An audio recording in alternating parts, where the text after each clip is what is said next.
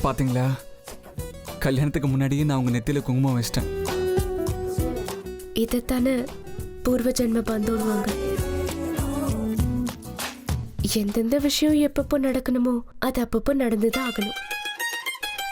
அப்படி நடந்தாதான் நடக்க கூடாததை நடக்காம தடுக்க முடியும். என்னங்க நீங்க ஏதோ சுடோகோ பசில் மாதிரி பேசுறீங்க. அர்ஜுன், காசி யாத்திரைக்கு ஐயர் உன்னை கூப்பிடுறாருப்பா. இதோ வந்துட்டேன். எங்க அமிர்தா, என்ன நீங்க இப்ப கிளம்புங்க.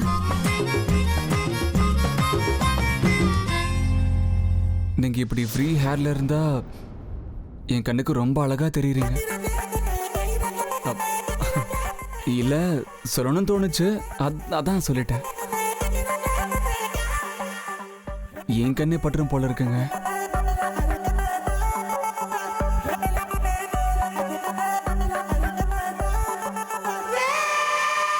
நான் வரேன்.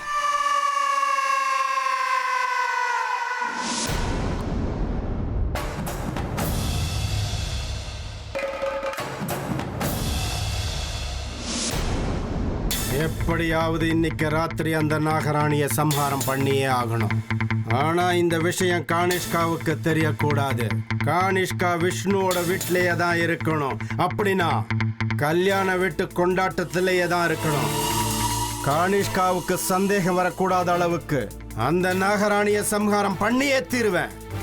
ஒருவேளை கானிஷ்காவுக்கு அந்த நாகராணியோட சடலம் கிடைச்சதுன்னா அது பெரிய ஆபத்தாயிடும். நான் நினைச்ச காரியம் நடக்காது.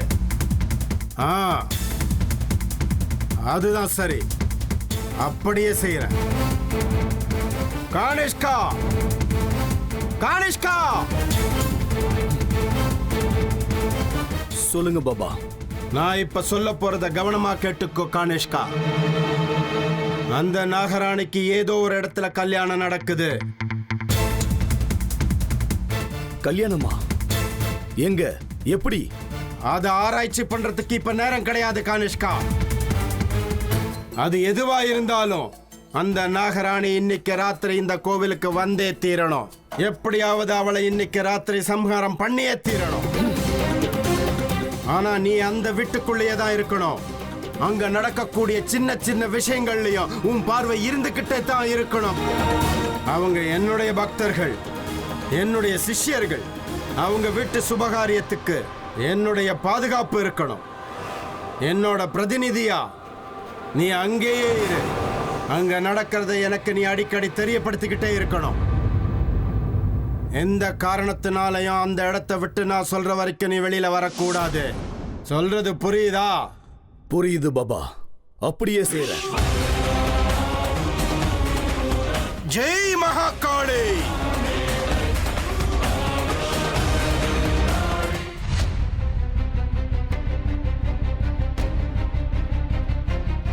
இவ்வளவு நேரம் ஆகி இந்த பொண்ணு வரவே இல்லையே.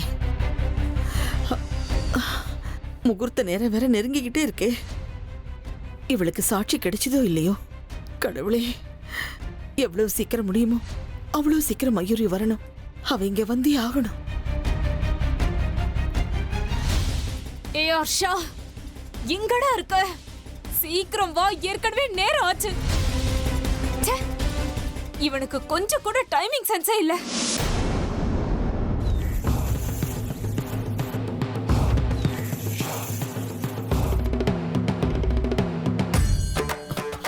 மயூரி, ஏ ஹர்ஷா, ஏன் இவ்ளோ லேட்? எவிடன்ஸ் எல்லாம் கலெக்ட் பண்ணிட்டு வரதுக்கு லேட் ஆயிடுச்சு. சரி வாங்க உள்ள போலாம். இவன் எதுக்கு இங்க வந்திருக்கா? ஓ, அவன் வேற கூட இருக்கானே.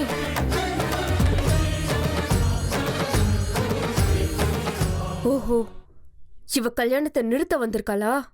இல்லைன்னா இந்த நேரத்துல வேற எதுக்காக வருவா? சரி, கடைசி ஆட்டம் ஆட வேண்டியதுதான்.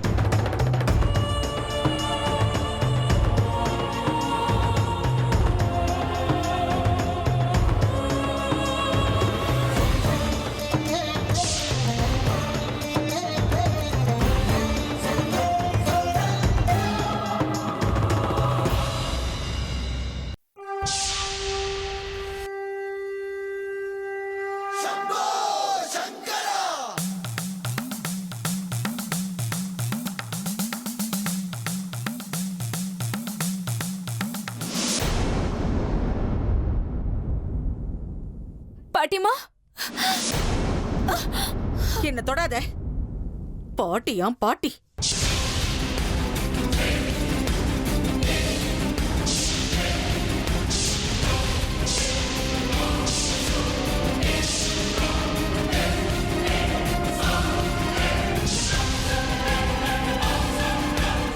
என்னாச்சு பாட்டிமா?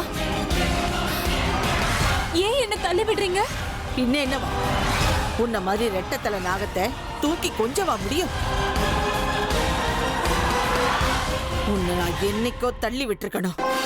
பாட்டிமா, என்ன பேசுறீங்க நீங்க?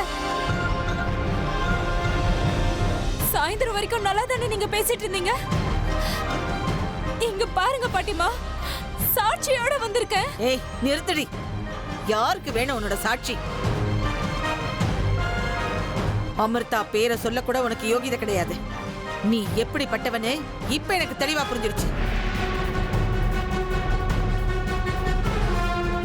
பாட்டிமா, துரோகி நான் இல்ல, அந்த அமிர்தா. என் வார்த்தையில உங்களுக்கு நம்பிக்கை இல்ல. அவ எப்படிப்பட்ட ஒரு மாயாவின்னு நான் உங்களுக்கு ப்ரூவ் பண்றேன். இங்க பாருங்க, ஒரே நேரத்துல அவ இங்க இருந்துட்டு அங்க எப்படி இருக்க முடியும்? பாருங்க பாட்டிமா, நீங்களே இத பாருங்க.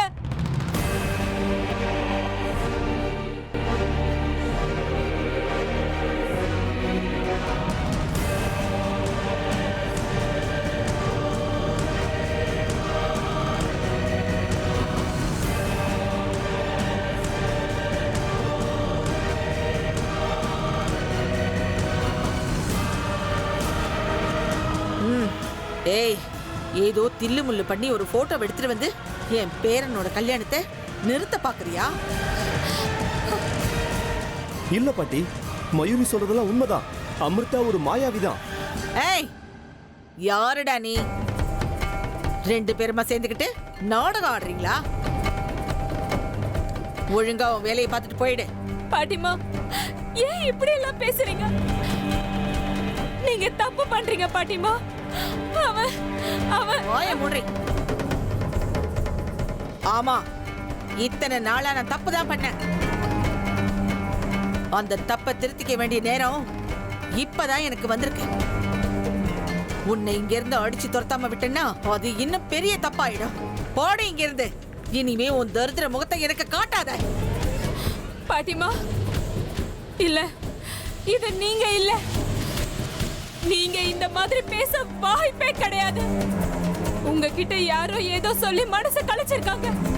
பாட்டிமா, நான் உங்களோட செல்ல பேத்தி தானே. ப்ளீஸ், நான் சொல்றத கேளுங்க. ஏய், நீ எவ்வளவு கெஞ்சினாலும் சரி, உண்மையை யாராலையும் மாத்த முடியாது. நீ யாருங்கிறது எனக்கு நல்லாவே தெரியும்.